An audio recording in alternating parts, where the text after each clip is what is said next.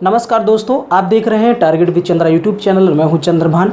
हम लोग बात कर रहे थे आधुनिक भारत के इतिहास की, और आधुनिक भारत के इतिहास में हम लोगों ने यूरोपियों का आगमन कैसे होता है उसकी पूरी पृष्ठभूमि के बारे में हमने समझा था इसके फर्स्ट वीडियो में। सेकेंड पार्ट हम लेकर के आए हैं और यहाँ पर हम लोग देखेंगे कि सबसे पहले पुर्तगाली तो आते हैं, लेकिन वो कौन से पुर्तगाली थे, उनके क्या नियम कानून थे, किस तरीके से वो भारत में व्यापार करते हैं। तो इस तरीके की सभी बातों को यहाँ पर हम लोग जानेंगे। सबसे पहले तो जानते हैं कि भारत में यूरोपियों के आगमन का क्रम क्या था। यहाँ से एग्जाम में कई बार प्रश्न पूछे जाते हैं। देखिए, जैसा कि आप लोगों ने जाना, सबसे पहले कौन आते हैं? सबसे पहले आते हैं पुर्तगाली, पोर्तुगीज़, ठीक है। सेकंड नंबर पे दोस्तों आते हैं डच, और थर्ड नंबर पे आते हैं आपके अंग्रेज। थर्ड नंबर पे कौन आते हैं? अंग्रेज। चौथे नंबर पे आते हैं आपके डेनिस, और पांचवें नंबर पे आते हैं आपके फ्रांसीसी। तो ये क्रम है, आपको याद रखना है, इंपॉर्टेंट है, एग्जाम में कई बार पूछा जाता है इनके क्रम से संबंधित क्वेश्चन।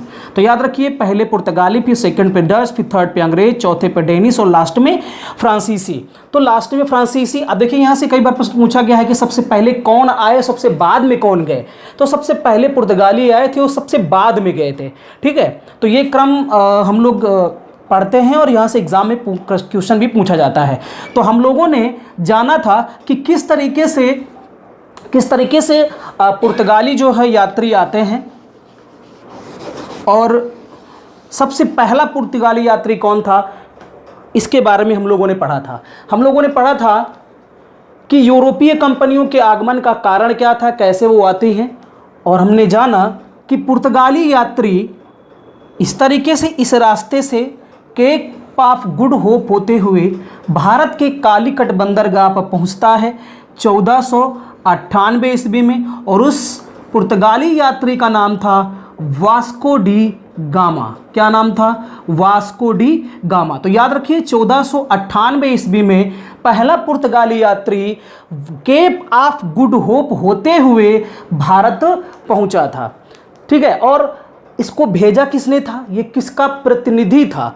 तो इसका प्रतिनिधि था हेनरी द नेविगेटर।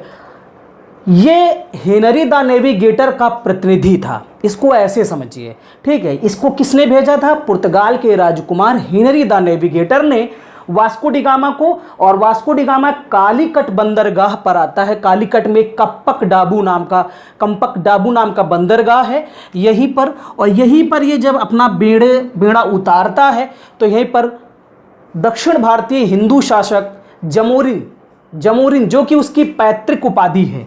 क्या है? पैतृक उपाधि है जमोरिन की। तो ये जमोरिन नामक शासक जो है, इसका बहुत स्वागत करता है, बहुत वेलकम करता है, किसका? वास्को डी गामा का, जब ये कालीकट बंदरगाह पर पहुंचता है।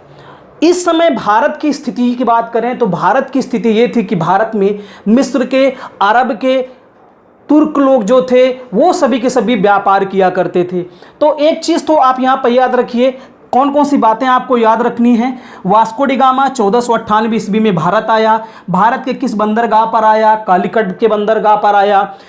ये किसका प्रतिनिधि था? तो हेनरी द नेविगेटर का प्रतिनिधि था, ओके।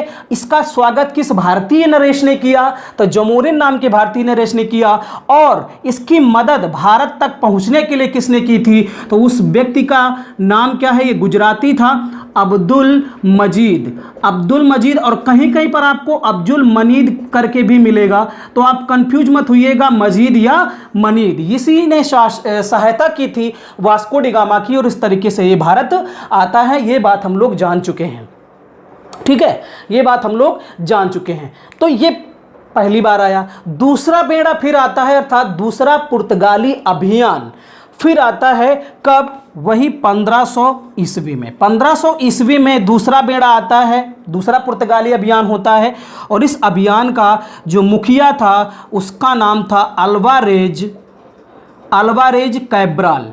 क्या नाम था? Alvarez Cabral. ये आता है भारत आता है, और भारत में क्या करता है कि कोचीन में एक फैक्ट्री स्थापित करता है।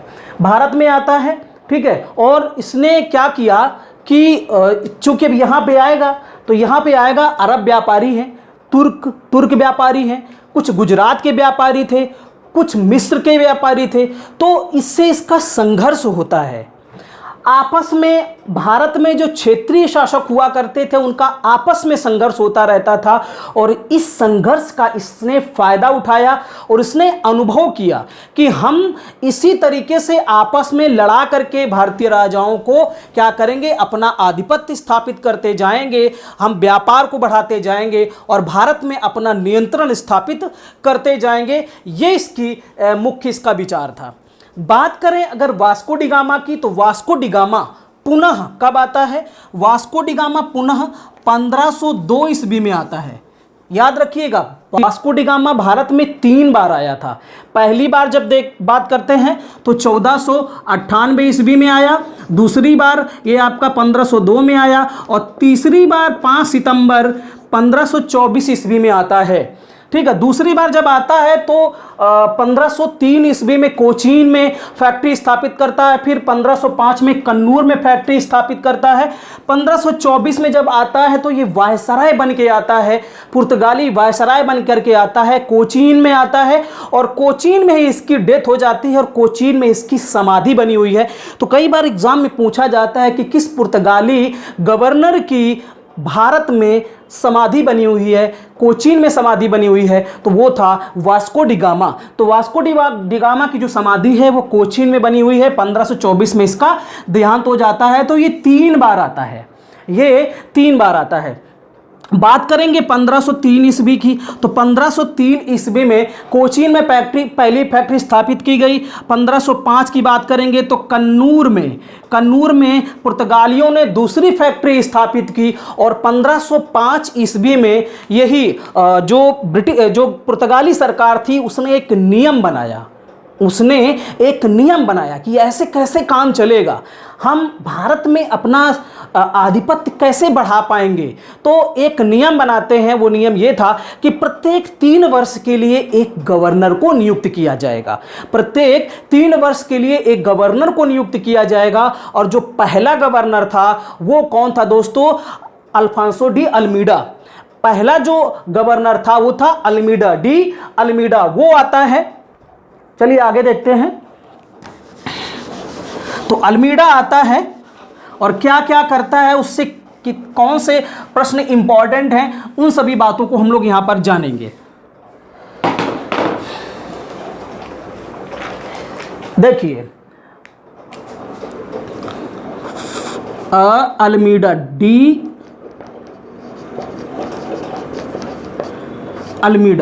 डी अल्मीडा आता है 1505 में और 1509 तक रहता है। पूरा नाम है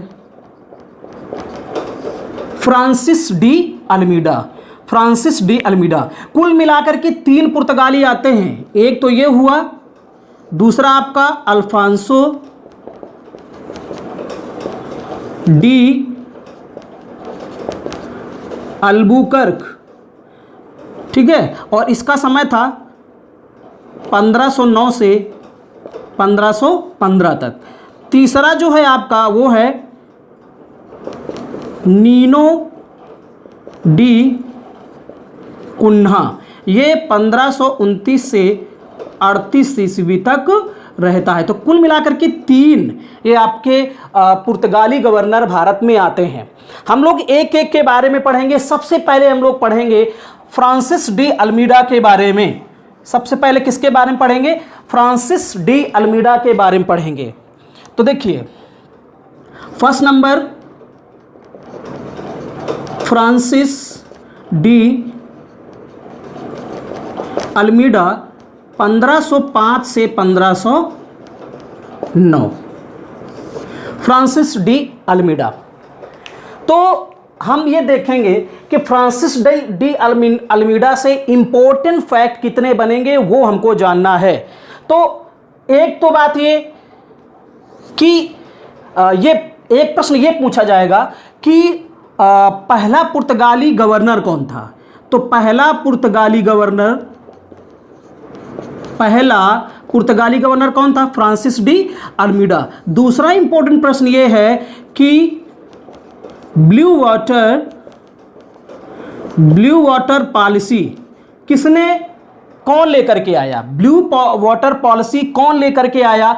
तो Francis de Almeida blue water policy, जिसे हिंदी में बोलते हैं शांत जल नीति, शांत जल नीति। तो ये ब्लू वाटर पॉलिसी वहाँ की पुर्तगाली सरकार ने इसको भेजा था ब्लू वाटर पॉलिसी के तहत, और इसका उद्देश्य ये था कि जो हिंद महासागर का एरिया है, इस हिंद महासागर के एरिया पर एकाधिकार स्थापित करना, यहाँ हिंद महासागर के व्यापार पर, हिंद महासागर के व्यापार पर एकाधिकार स्थापित करना, इस नीति का उद्देश्य था ब्लू वाटर पॉलिसी का। तो दो प्रश्न यहाँ से इससे पूछे जाते हैं कि पहला पुर्तगाली गवर्नर कौन था, फ्रांसिस डी अल्मीडा। दूसरा प्रश्न पूछा जाता है कि ब्लू वाटर पॉलिसी या शांत जल नीति लेकर के कौन सा गवर्नर आया था? तो फ्रांसिस डी अल्मीडा आया था। हालांकि इसने दो युद्ध भी किए, एक आपका 1508 में, एक आपका 1509 में। चूंकि 1509 के बाद इसका काम समाप्त हो जाता है, तो 1508 में चौल का युद्ध और 1508 में चौल का युद्ध, चौल का युद्ध और 1509 में दीऊ का युद्ध, 1509 में दीऊ का युद्ध। तो याद रखिए चौल का युद्ध में क्या था कि इसका बेटा मारा गया, इसका बेटा अर्थात किसका, फ्रांसिस डी अल्मीडा का बेटा चौल के युद्ध में मारा गया। दीऊ का जो युद्ध होता है, दीऊ के युद्ध में मिस्र की और इसके अलावा अरब और तुर्क और गुजरात के जो व्यापारी थे, उन सभी का एक संयुक्त सेना, सैनिक बेड़ा बना, संयुक्त सेना बनती है। अर्थात 1508 के इसमें तो ये पराजित हो जाता है युद्ध में, चौल के युद्ध में। 1509 के दीऊ के युद्ध में इसने क्या किया कि आपके जो तुर्क थे, तुर्क, इसके अलावा आपके मिस्र के शासक, इसके अलावा गुजराती व्यापारी, इन तीनों के संयुक्त बेड़े को इसने क्या किया, पराजित किया। अर्थात यहां पर ये विजयी होता है। कौन, फ्रांसिस डी अल्मीडा, यहां पर ये विजयी हो जाता है। तो चौल के युद्ध 1508 में इसका ये हार जाता है और 1509 के दीऊ के युद्ध में ये जीत जाता है। तो बेसिक चीज अगर पूछे इसमें इंपॉर्टेंट चीज क्या है फ्रांसिस डी अल्मीडा के बारे में, तो दो ही इंपॉर्टेंट है, पहला पुर्तगाली गवर्नर और ब्लू वाटर पॉलिसी लेकर के कौन सा गवर्नर आया था। अब हम पढ़ेंगे नेक्स्ट गवर्नर के बारे में, जिसका नाम है Alfonso de Albuquerque. Alfonso de Albuquerque,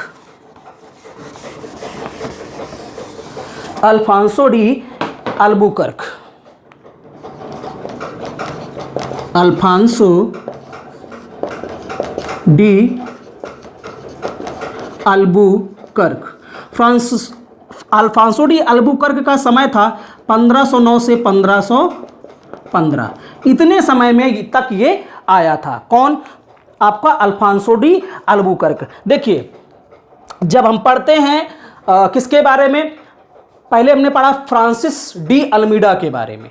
Francis de Almeida के बारे में पढ़ा कि Francis de Almeida blue water policy लेकर के आया, हिंद महासागर के व्यापार पर एकाधिकार करने के लिए आया, लेकिन उतना सही से ये शासन व्यवस्था अपनी स्थापित नहीं कर पाया। लेकिन जब अल्फांसो डी अल्बुकर्क आता है, देखिए सब अगर यहाँ पर कंफ्यूजन अक्सर ये होता है कि 1509 में 1509 इसकी डेट दी गई है, लेकिन ये भारत 1503 ईस्वी में ही आ गया था। 1503 ईस्वी में ये एक जहाजी बेड़े के साथ में आता है, और जहाजी बेड़े के साथ में आता है और क्या किया था इसने कोचीन पर पहला दुर्ग बनवाया। कहां पर, इसने सबसे पहले कोचीन में 1503 ईस्वी में एक दुर्ग बनवाया कोचीन में, और उसके बाद ये 1509 ईस्वी में इसको गवर्नर नियुक्त किया गया। ठीक है, तो इसके पहले ही आकर के इसने अपनी जो इसको काम दिए गए थे उसको इसने साबित किया। इसने साबित किया कि हम भारत में अच्छी नीतियां लागू करके अपना फायदा उठा सकते हैं। तो इसी वजह से इसको 1509 ईस्वी में गवर्नर नियुक्त किया गया। कोई भी व्यक्ति होगा पहले उसको समझा जाता है कि काम कर पाएगा कि नहीं कर पाएगा, अगर अच्छे से काम करता है तो उसे कुछ बड़ा पद दिया जाता है। तो यही अल्फांसो डी अल्बुकर्क के साथ में होता है। 1509 ईस्वी में इसको पुर्तगाली गवर्नर बना दिया जाता है। अब इस शुरुआत होती है इसके काम की, ये क्या क्या करता है। इंपॉर्टेंट काम की बात करेंगे इसके, तो देखिए इंपॉर्टेंट काम क्या है। एक तो आपका देख रहे हो ये फारस की खाड़ी है, यहां पर ये फारस की खाड़ी है, फारस की खाड़ी। और फारस की खाड़ी में एक चीज़ बहुत इंपॉर्टेंट है, यहीं पर दोस्तों है होर्मुज बंदरगाह। होर्मुज बंदरगाह बहुत इंपॉर्टेंट है ये बंदरगाह, वर्तमान में इराक और ईरान जो पड़ते हैं उसके लिए है। तो यहीं पर होर्मुज बंदरगाह है, तो होर्मुज बंदरगाह पर, और इसके अलावा यहीं पर गोवा है, और यहाँ पर आपकी क्या है, मलक्का जल संधि आप पढ़ते होंगे, यहाँ पर मलक्का है। तो जब ये अल्फांसो डी अल्बुकर्क गवर्नर बन करके आया तो इसने क्या किया कि गोवा पर एकाधिकार स्थापित किया। इसके अलावा होर्मुज बंदरगाह को छीन लिया गया। ठीक है, गोवा को छीन लिया गया। किसके द्वारा? गोवा को किससे छीना? तो बीजापुर के यूसुफ आदिल शाही। गोवा को किससे छीना? यूसुफ आदिल शाही। ये बीजापुर का शासक था यूसुफ आदिल शाही। इससे गोवा को छीन लिया, होर्मुज बंदरगाह पर अपना अधिकार कर लिया, मलक्का बंदरगाह पर अपना अधिकार कर लिया। तो इस तरीके से आप देख रहे हैं कि ये जो आपका हिंद महासागर का एरिया है, इस एरिया पर पूरी तरीके से इसने अपना नियंत्रण स्थापित कर लिया। अर्थात बिना अल्फांसो डी अल्बुकर्क की अनुमति के कोई दूसरा व्यापारी यहां पर काम नहीं कर सकता है। जब तक वो अनुमति नहीं देगा तो यहां पर आप दूसरे कोई भी व्यापारी प्रवेश तक नहीं कर सकते हैं। अर्थात ये कह सकते हैं कि हिंद महासागर में पुर्तगालियों का डंका बजने लगा। तो इतना अच्छा काम इसने किया, और इसी वजह से अल्फांसो डी अल्बुकर्क को पुर्तगाली शक्ति का वास्तविक संस्थापक माना जाता है। पुर्तगाली शक्ति का वास्तविक संस्थापक किसे माना जाता है? अल्फांसो डी अल्बुकर्क को। चूंकि इसने क्या किया कि शासन सत्ता को संगठित किया। जैसे कि हम इतिहास में पढ़ते हैं गुलाम वंश, तो कुतुबुद्दीन ऐबक को हम संस्थापक मानते हैं, ठीक, लेकिन वास्तविक संस्थापक हम इल्तुतमिश को मानते हैं। ऐसे ही हम मुगल वंश की बात करते हैं तो मुगल वंश का संस्थापक बाबर था, लेकिन वास्तविक संस्थापक हम अकबर को मानते हैं। इसका मतलब है कि पहले कोई आया और अपना झंडा गाड़ दिया। ठीक है, पहले कोई आया अपना झंडा गाड़ दिया, लेकिन उसने पूरी तरीके से अपने क्षेत्र को संगठित नहीं किया, संगठित तरीके से शासन सत्ता को नहीं चला पाया। सिर्फ उसने उस जगह पर नियंत्रण स्थापित किया, बस। लेकिन जब बाद में अकबर आता है तो अकबर ने बहुत अच्छे काम किए, अपने क्षेत्र को संगठित किया, विस्तारित किया, इसलिए उसको वास्तविक संस्थापक माना जाता है। ऐसे ही इल्तुतमिश को वास्तविक संस्थापक माना जाता है। उसी तरीके से पहला गवर्नर तो आपका आ जाता है फ्रांसिस डी अल्मीडा, लेकिन अल्फांसो डी अल्बुकर्क जब आता है गवर्नर बन करके तो इसने बड़े बड़े काम किए, संगठित किया पुर्तगाली क्षेत्र को, पुर्तगाली शक्तियों को। और इसने क्या किया कि देखिए इन तीन प्रमुख बंदरगाहों को, जो कि उस समय के सबसे इंपॉर्टेंट बंदरगाह थे, जहां से बहुत ही महत्वपूर्ण व्यापार हुआ करता था, इन तीनों क्षेत्रों पर इसने कब्जा कर लिया, और इसीलिए इसको पुर्तगाली शक्ति का वास्तविक संस्थापक कहा जाता है। तो एक प्रश्न तो यही पूछा जाता है कि पुर्तगाली शक्ति का वास्तविक संस्थापक किस गवर्नर को कहा जाता है? तो अल्फांसो डी अल्बुकर्क को कहा जाता है। यह इंपॉर्टेंट काम इसने किया। इसके अलावा देखिए 1510 में गोवा पर कब्जा किया। 1511 में इसने क्या किया कि आपके इसमें मलक्का में किया। उसके बाद 1515 में आपका होर्मुज में किया। तो इस तरीके से तीनों पर बारी बारी से इसने क्या किया कि अपना कब्जा जमा लिया। 1515 ईस्वी में ही, कब? 1515 ईस्वी में ही गोवा में, 1515 ईस्वी में ही गोवा में इसने प्रथम चर्च स्थापित किया, और उस चर्च का नाम क्या था? Saint Xavier. क्या नाम था? Saint Xavier. Saint Xavier church सबसे पहली बार गोवा में किसके द्वारा स्थापित किया गया? अल्फांसो डी अल्बुकर्क के द्वारा स्थापित किया गया। इस बात को आप याद रखिए। और इसके अलावा इसने क्या किया कि जो आपका कोचीन है, यहीं पर कोचीन है, तो याद रखिए अल्फांसो डी अल्बुकर्क ने अपनी राजधानी कोचीन को बनाया। किसको बनाया? कोचीन को बनाया। कोचीन पर इसने दुर्ग स्थापित किए। बाद में जब दुर्ग स्थापित करने का मतलब है कि अपनी राजधानी बनाता है आदमी, तभी किला स्थापित करता है। तो कोचीन को अपनी राजधानी बनाने वाला गवर्नर था अल्फांसो डी अल्बुकर्क। बाद में कोचीन से राजधानी गोवा स्थानांतरित होती है। और कौन करता है आप जान जाएंगे, क्योंकि लास्ट वाला नीनो डी कुन्हा जो पुर्तगाली गवर्नर था, अंतिम पुर्तगाली गवर्नर था, उससे इंपॉर्टेंट प्रश्न यही पूछा जाता है कि कोचीन से गोवा किस पुर्तगाली गवर्नर ने राजधानी को स्थानांतरित किया, तो नीनो डी कुन्हा था। हम बात कर रहे हैं अल्फांसो डी अल्बुकर्क की। तो अल्फांसो डी अल्बुकर्क और क्या क्या करता है, देखिए इसने क्या नीति अपनाई कि इसने जो पुर्तगाली निवासी थे, तो पुर्तगाली निवासियों की या पुर्तगाली लोगों की स्थायी बस्ती बसाने के लिए, पुर्तगालियों की स्थायी बस्ती बसाने के लिए इसने प्रोत्साहित किया पुर्तगाली व्यक्तियों को कि आप भारतीय महिलाओं से विवाह करिए। जब आप भारतीय महिलाओं से विवाह कर लेंगे तो आपकी स्थायी बस्ती यहां पर बन जाएगी, स्थायी आबादी हमारी हो जाएगी। ये प्रोत्साहन जो है वो आपके अल्फांसो डी अल्बुकर्क के द्वारा किया गया। और एक महत्वपूर्ण काम ये करता है कि अपने एरिया में इसने सती प्रथा को बैन कर दिया। तो एक अच्छा काम भी किया, अर्थात राजा राम मोहन राय के पूर्वगामी ऐसा काम करने वाला पहला ये पुर्तगाली गवर्नर था। कौन? अल्फांसो डी अल्बुकर्क, जिसने सती प्रथा को बैन कर दिया अपने क्षेत्र में। तो ये एक महत्वपूर्ण काम जो है इसने किया। और इसके साथ साथ इसके बारे में और कहा जाता है कि इसने मुस्लिमों को बहुत परेशान किया। इसने मुस्लिमों को बहुत परेशान किया और ज्यादातर मुस्लिम राजाओं का यहाँ पर शासन हुआ करता था। आपको पता है कि अरब के व्यापारी भी मुस्लिम होते थे, तुर्क भी मुस्लिम होते थे, और जो मिस्र से आते थे वो भी मुस्लिम धर्म के लोग ही थे। तो इसने मुस्लिमों को बहुत परेशान किया, किसने? अल्फांसो डी अल्बुकर्क ने। तो कुछ इंपॉर्टेंट बातें आप यहां से याद रख सकते हैं कि कोचीन को राजधानी किसने बनाया, दूसरा गवर्नर कौन था, पुर्तगाली गवर्नर कौन था, ठीक है। और इसने 3 बंदरगाहों पर, गोवा बंदरगाह, इसके अलावा हुर्मुज बंदरगाह फारस की खाड़ी में है, मलक्का बंदरगाह, 3 बंदरगाहों पर क्या किया? अपना अधिकार स्थापित किया। और इसके समय में हिंद महासागर पर डंका बजता था पुर्तगालियों का। पहला जो चर्च है पुर्तगालियों के द्वारा गोवा में स्थापित किया गया, जिसका नाम था सेंट जेवियर। इसके अलावा इसने अपने पुर्तगाली लोगों को भारतीय महिलाओं से विवाह करने के लिए प्रोत्साहित किया, मुस्लिमों को बहुत परेशान किया। तो ये कुछ इंपॉर्टेंट फैक्ट इससे संबंधित हैं जो आपको याद रखने चाहिए। तो हमने जाना दो गवर्नरों को। एक तो हमने पहले नंबर पे जाना था फ्रांसिस अल्मीडा को, फ्रांसिस अल्मीडा, इसके बारे में हमने पढ़ा। दूसरा गवर्नर हमने पढ़ा अल्फांसो डी अल्बुकर्क। सबसे ज़्यादा इंपॉर्टेंट यही है। और तीसरा नंबर पर आएगा आपका नीनो डी कुन्हा।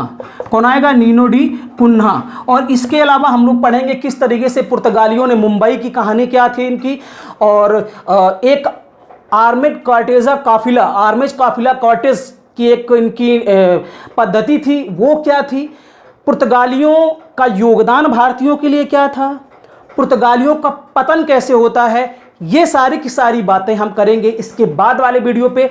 अर्थात 3 वीडियो पे ये पुर्तगालियों का जो काम है वो समाप्त हो जाएगा। फिर उसके बाद हम लोग डच के बारे में पढ़ेंगे, फिर उसके बाद ब्रिटेन के अंग्रेजों के बारे में पढ़ेंगे, फिर डेनिश के बारे में, फिर फ्रांसीसी के बारे में। इंपॉर्टेंट यहाँ से है, फिर उसके बाद अंग्रेज ज़्यादा इंपॉर्टेंट है, उसके बारे में पढ़ेंगे। तो दोस्तों वीडियो आपको कैसा लगा? अगर पसंद आया हो तो प्लीज़ चैनल को सब्सक्राइब अवश्य कर लें और लाइक कमेंट शेयर भी करें, ठीक है। तो दोस्तों बहुत बहुत धन्यवाद आपका वीडियो देखने के लिए।